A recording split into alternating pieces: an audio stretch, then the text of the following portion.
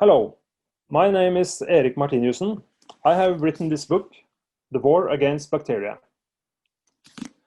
When I was 3 years old, I was rushed to the hospital with pneumonia. I was brought into a room with high ceilings and big tall windows.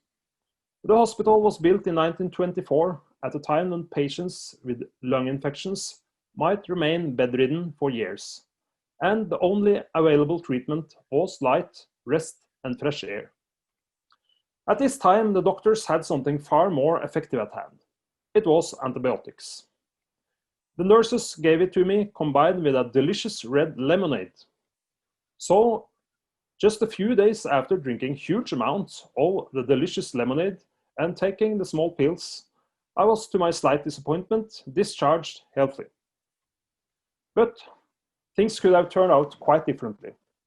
100 years ago, 1 in 10 children died before the age of 5. Pneumonia, tuberculosis, whooping cough, and scarlet fever caused children to drop dead. With this in mind, I set out to write this book about how the development of antibiotics completely changed our healthcare system, saving millions of people. But now, the bacteria are striking back. All the scary diseases are returning.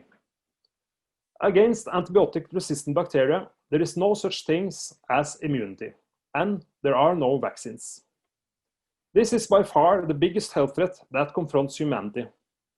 Within 30 years, 10 million people might die every year. This book tells you the shocking truth on how millions of tons of our best medicines are used to produce cheap meat.